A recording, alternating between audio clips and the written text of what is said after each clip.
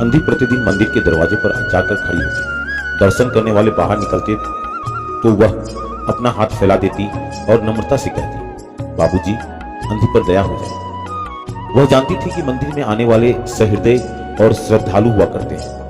उसका यह अनुमान असत्य न था। आने जाने वाले 2-4 पैसे उसके हाथ पर रख ही देते। अंधी उनको दुआएं देती और उनकी सहृदयता को सराहती। स्त्रियां भी उसके पल्लू में थोड़ा बहुत अनाज डाल जाया करती। प्रातः से संध्या तक वह इसी प्रकार हाथ फैलाए खड़ी रहती। उसके पश्चात मन ही मन भगवान को प्रणाम करती और अपनी लाठी के सहारे झोपड़ी का पथ ग्रहण करती। उसकी झोपड़ी नगर से बाहर थी। रास्ते में भी याचना करती जाती, किंतु राहगीरों में अधिक संख्या श्वेत वस्त्रों वालों की होती, जो पैसे देने की अपेक्षा फटकार दिया करते हैं। तब भी अंधी निराश न होती और उसकी याचना बराबर जारी रहती। झोपड़ी तक पहुंचते पहुंचते उसे 2-4 पैसे और मिल जाते। झोपड़ी के समीप पहुंचते ही एक 10 वर्ष का लड़का उछलता कूदता आता और उससे चिपट जाता। अंधी टटोलकर उसके मस्तिष्क को चूमती। बच्चा कौन है, किसका है, कहां से आया, इस बात से कोई नहीं जानता। 5 वर्ष हुए, पास पड़ोस वालों ने उसे अकेला देखा था। उन्हीं दिनों एक दिन संध्या समय लोगों ने उसकी गोद में एक बच्चा देखा। वह रो रहा था। अंधी उसका मुख चूम चूम कर उसे चुप कराने की कोशिश कर रही थी। वह कोई असाधारण घटना नहीं थी, अतः किसी ने भी न पूछा कि बच्चा किसका है। उसी दिन से यह बच्चा अंधी के पास था और प्रसन्न था। उसको वह अपने से अच्छा खिलाती और पहनाती। अंधी ने अपनी झोपड़ी में एक हांडी गाड़ रखी थी। संध्या समय जो कुछ मांग कर लाती उसमें डाल देती और उसे किसी वस्तु से ढक देती, जिससे कि दूसरे व्यक्ति की दृष्टि उस पर न पड़े। खाने के लिए अन्न काफी मिल जाता था। उसी को काम कराती। पहले बच्चे को पेट भर खिलाती, फिर स्वयं खाती। रात को बच्चे को अपने सीने से लगाकर वहीं सो जाती। प्रातःकाल होते ही उसको खिला पिलाकर फिर मंदिर के द्वार पर जा खड़ी होती। काशी में सेठ बनारसीदास बहुत प्रसिद्ध व्यक्ति है। बच्चा बच्चा उनकी कोठी से परिचित है। बहुत बड़े देशभक्त और धर्मात्मा है। धर्म में उनकी बड़ी रुचि है। दिन के 12 बजे तक सेठ स्नान ध्यान में संलग्न रहते। कोठी पर हर समय भीड़ लगी रहती। कर्जा के इच्छुक तो आते ही थे, परंतु ऐसे व्यक्ति का भी तांता लगा रहता जो अपनी पूंजी सेठ जी के पास धरोहर के रूप में रखने आते थे। सैकड़ों भिखारी अपना जमा पूंजी इन्हीं सेठ जी के पास जमा कर जाते। अंधी को भी यह बात ज्ञात थी, किंतु पता नहीं अब तक वह अपनी कमाई यहाँ जमा करने में क्यों हिचकिचाती रही। उसके पास काफी रुपये हो गए थे। हांडी लगभग पूरी भर गई थी। उसे भय था कि कोई चुरा न ले। एक दिन संध्या के समय अंधी ने यह हांडी उखाड़ी और अपने फटे हुए आंचल में छिपाकर सेठ जी की कोठी पर पहुंची। सेठ जी बही खाते के पृष्ठ उलट रहे थे। उन्होंने पूछा, क्या है बुढ़िया? अंधी ने हांडी उनके आगे सरका दी और डरते डरते कहा, सेठ जी, इसे अपने पास जमा कर ले। मैं अंधी अपाहिज कहाँ रखती फिरूंगी। सेठ जी ने हांडी की ओर देखकर कहा, इसमें क्या है? अंधी ने उत्तर दिया, भीख मांग मांग कर अपने बच्चे के लिए 2-4 पैसे संग्रह किए हैं। अपने पास रखते डरती हूँ। कृपया इन्हें आप अपनी कोठी में रख ले।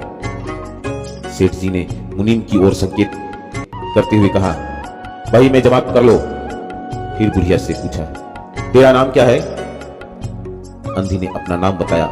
मुनीम जी ने नकदी गिनकर उसके नाम से जमा कर ली और वह सेठ जी को आशीर्वाद देती हुई अपनी झोपड़ी की ओर चल दी। 2 वर्ष बहुत सुख के साथ बीते। इसके पश्चात एक दिन लड़के को ज्वर ने आ दबोचा। अंधी ने दवा दारू की, झाड़ फूक से भी काम लिया, टोने टोटके कराए, परंतु संपूर्ण प्रयत्न व्यर्थ सिद्ध हुए। लड़की की दशा दिन प्रतिदिन बुरी होती गई। अंधी का हृदय टूट गया। साहस ने जवाब दे दिया।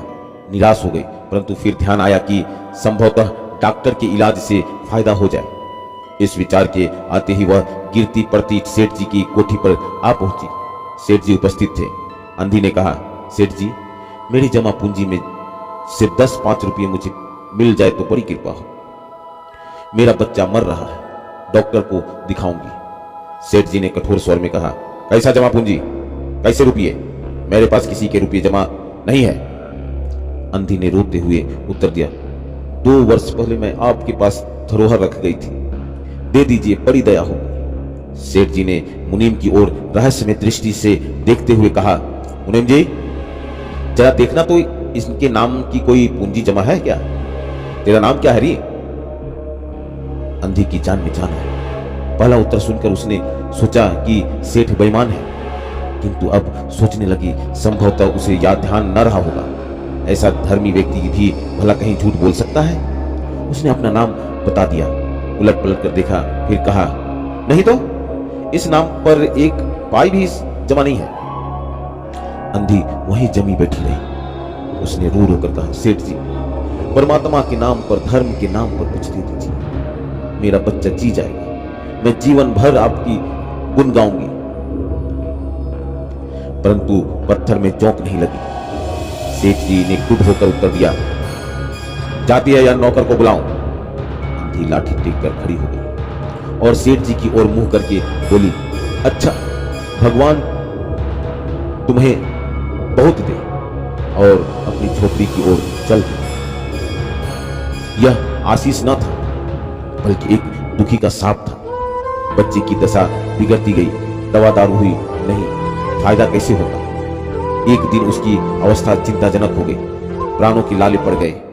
उसके जीवन से अंधी भी निराश हो गई। सेठ जी पर रह रहकर उसे क्रोध आता था। इतना धनी व्यक्ति है, 2-4 रुपया दे देता तो क्या चला जाता, और फिर मैं उससे कुछ दान नहीं मांग रही थी, अपने ही रुपये मांगने गई थी। सेठ जी से घृणा हो गई। बैठे बैठे उसको कुछ ध्यान आया। उसने बच्चे को अपनी गोद में उठा लिया और ठोकरे खाती गिरती फिरती सेठ जी के पास पहुंची और उनके द्वार पर धरना देकर बैठ गए। बच्चे का शरीर जोर से भभक रहा था और अंधी का आवाज भी। एक नौकर किसी काम से बाहर आया। अंधी को बैठा देखकर उसने सेठ जी को सूचना दी। सेठ जी ने आज्ञा दी कि उसे भगा दो। नौकर ने अंधी से चले जाने को कहा, किंतु वह उस स्थान से न हिली। मारने का भय दिखाया, पर वह टस से मस न हुई। उसने फिर अंदर जाकर कहा कि वह नहीं जा रही। सेठ जी स्वयं बाहर पधारे, देखते ही पहचान गए। बच्चे को देखकर उन्हें बहुत आश्चर्य हुआ कि उसकी शक्ल सूरत उनके मोहन से बहुत मिलती जुलती है। 7 वर्ष हुए तब मोहन किसी मेले में खो गया था। उसकी बहुत खोज की, पर उसका कोई पता न मिला।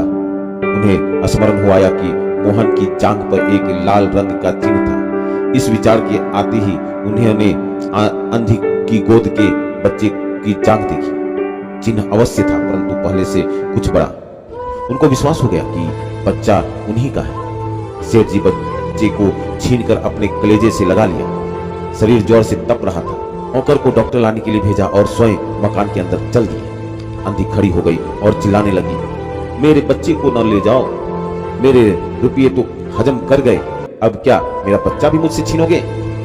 सेठ जी बहुत चिंतित हुए और कहा, बच्चा मेरा है, 7 वर्ष पूर्व कहीं खो गया था, अब मिला है, सो इसे कहीं नहीं जाने दूंगा और लाख यत्न करके भी इसका प्राण बचाऊंगा। अंधी ने एक जोर का ठहाका लगाया, तुम्हारा बच्चा है इसलिए लाख यत्न करके भी उसे बचाओगे? मेरा बच्चा होता तो उसे मर जाने देते। क्यों, यह भी कोई न्याय है? इतने दिनों तक खून पसीने एक करके उसको पाला है, मैं उसको अपने हाथ से नहीं जाने दूंगा। सेठ जी की अजीब दशा थी, कुछ करते धरते बन नहीं पड़ता था। कुछ देर वहीं मौन खड़े रहे, फिर मकान के अंदर चले गए। अंधी कुछ समय तक खड़ी रोती रही, फिर वह भी अपनी झोपड़ी की ओर चल दी। दूसरे दिन प्रातःकाल प्रभु की कृपा हुई या दवा ने जादू की दिखाया, मोहन का ज्वर उतर गया। होश आने पर उसने आंख खोली तो सर्वप्रथम शब्द उसकी जबान से निकला, मां। चारों ओर अपरिचित शक्लें देखकर उसने अपना नेत्र फिर बंद कर लिए। उस समय से उसका ज्वर फिर अधिक होना आरंभ हो गया। मां मां की रट लगी हुई थी। डॉक्टरों ने जवाब दे दिया। सेठ जी के हाथ पांव फूल गए, चारों ओर अंधेरा दिखाई पड़ने लगा। क्या करूं, एक ही बच्चा है, इतने दिनों बाद मिला भी तो मृत्यु उसको अपने चंगुल में दबा रही है, इसे कैसे बचाऊं? सहसा उनको अंधी का ध्यान आया। पत्नी को बाहर भेजा कि देखो कहीं वह अब तक द्वार पर न बैठी हो, परंतु वह वहां कहां? सेठ जी ने फिटन तैयार कराई और बस्ती से बाहर उसकी झोपड़ी पर पहुंचे। झोपड़ी बिना द्वार के थे। अंदर गए, देखा अंधी एक फटे पुराने टाट पर पड़ी है और उसके नेत्रों में अश्रु बह रही है। सेठ जी ने धीरे से उसको हिलाया। उसका शरीर भी अग्नि की भांति तप रहा था। सेठ जी ने कहा, बुढ़िया, तेरा बच्चा मर रहा। डॉक्टर निराश हो गए। रह रह कर वह तुझे पुकारता है। अब तू ही उसकी प्राण बचा सकती है। चल और मेरे नहीं अपने बच्चे की जान बचा ले। अंधी ने उत्तर दिया, लगता है तो मरने दो, मैं भी मर रही हूं। हम दोनों स्वर्ग लोक में फिर माँ बेटे की तरह मिल जाएंगे। इस लोक में सुख नहीं है, वहां मेरा बच्चा सुख में रहेगा। मैं वहां उसकी सुचारू रूप से सेवा करूंगा।